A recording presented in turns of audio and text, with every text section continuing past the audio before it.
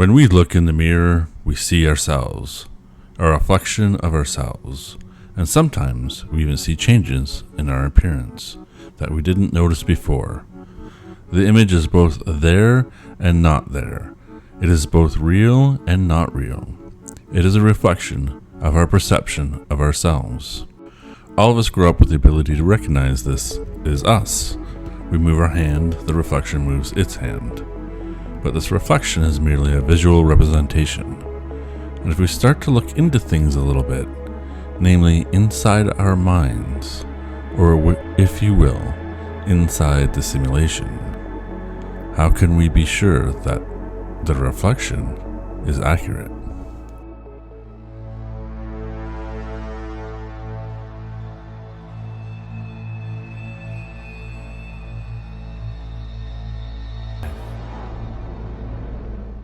There are 7 Hermetic Principles or laws, one of them being the Law of Polarity. It is taken from a book called The Kabbalion, written by the 3 initiates. Their teachings come from ancient Egyptian knowledge, and for anyone watching this channel, you might consider that perhaps an even more ancient civilization.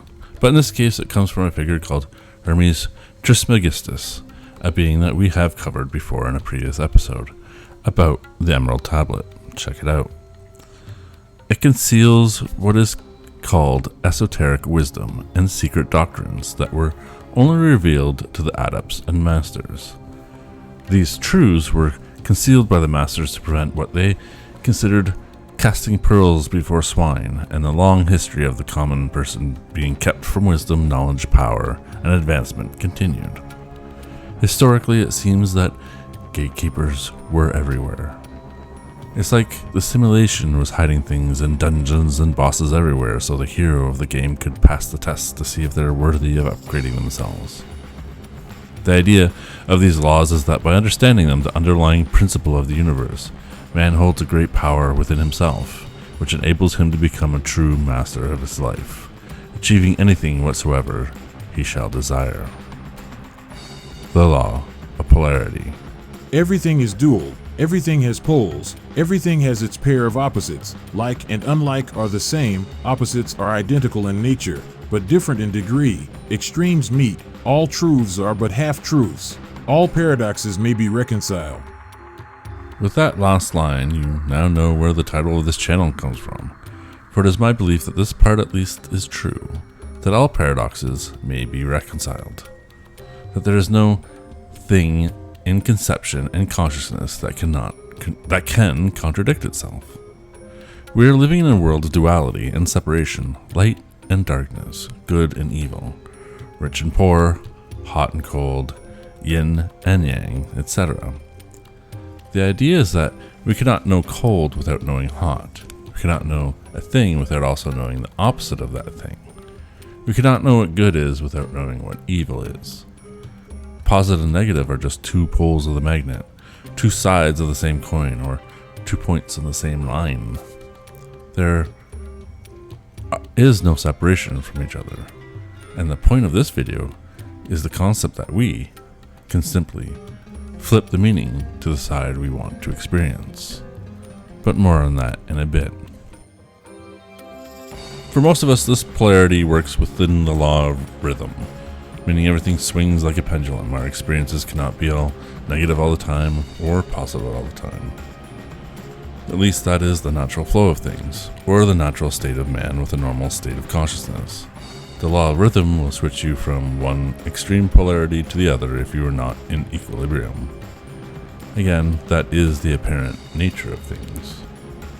Now, before we continue, in case I'm losing people for being too out there, those that believe in the simulation theory, I'd like you to consider that this is like the programming language, that's hidden code that underlies the regular code that supersedes the normal game mode, i.e. not necessarily discoverable like normal physics, but can still be tested and discovered if one looks in the right places. That in the simulation, the creators of the sim made these little things discoverable, either by accident or by design, allowing the users inside to be able to access the code or programming and alter it with their will. If we are in the simulation, we too are all code.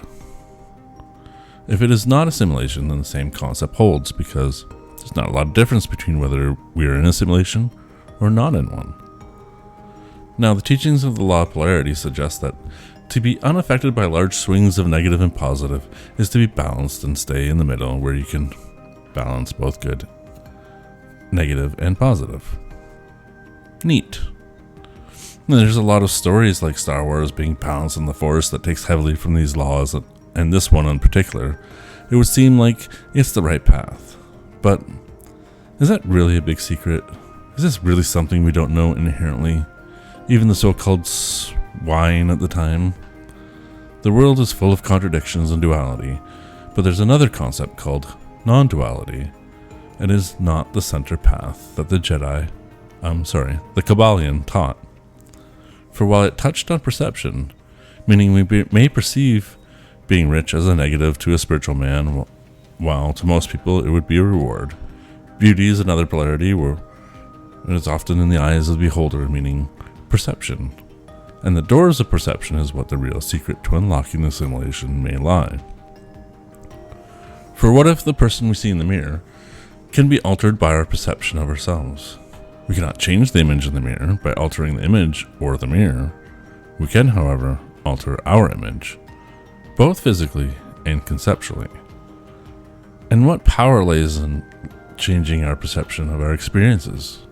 What if we were to use the Law of Polarity to switch the negative experience to a positive one, creating an esoteric alchemy? Would we then be able to hack the code of the Matrix? Do we live in a simulation where there is always a mirror world living in the same space-time, in a different plane of existence, waiting for us to make a decision? Not a physical one per se, but a conscious one.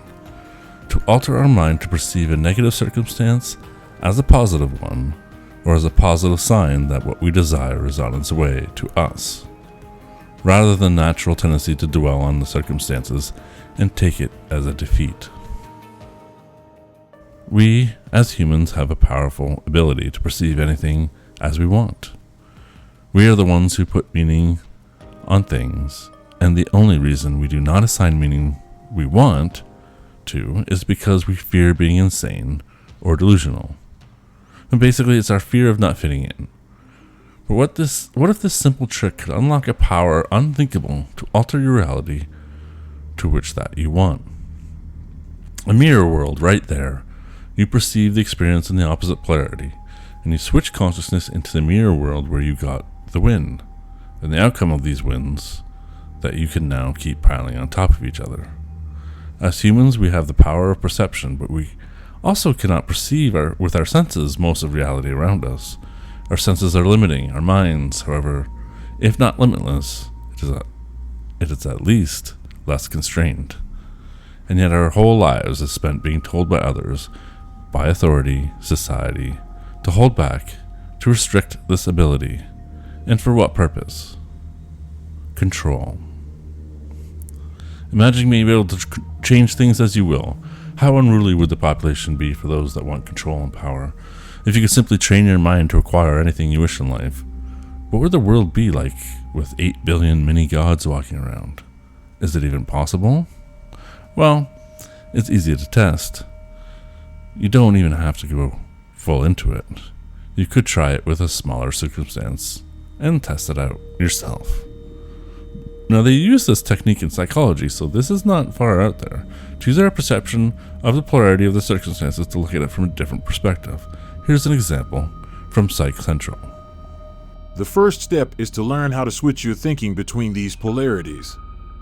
The way to do that is to step back and look at how you are thinking, feeling, and behaving in an unhealthy negative situation.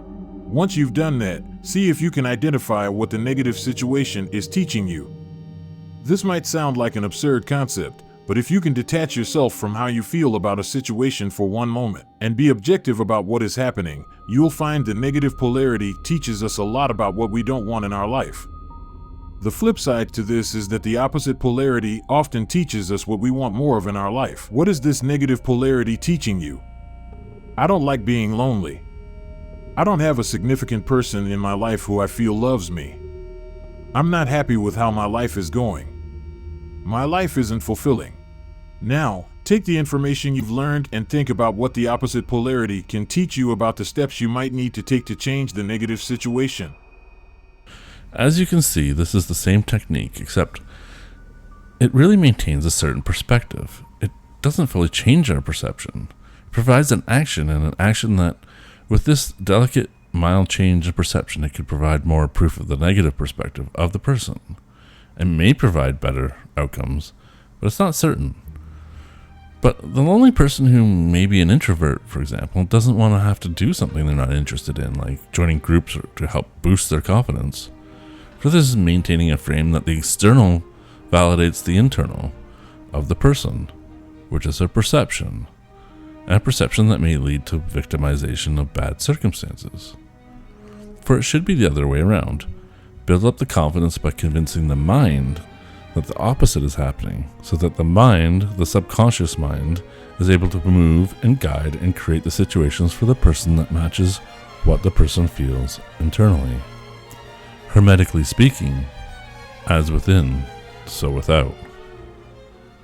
Now, so is there a mirror universe where we can magically switch to a more preferred outcome? Well, in our minds, yes, there is. The question really remains, is this in our minds business enough to change the reality that we see and hear? Or are we merely shifting our perception in our mind? Is this simply an internal change, which we all fear if we think about doing this? Or does it actually change the physical world around us? Can we all remember a time where we've done something like this and it worked? We thought it was a fluke. It was our intuition. But what if it wasn't a fluke? What if we are unconsciously doing this all the time? What if it were true? Well, what do you think? True, possible, or simple psychological tricks to make us feel better and sleep at night? Let me know in the comments below. Please like, share, and subscribe. It really helps out a small channel like this one, and I'll talk to you next time.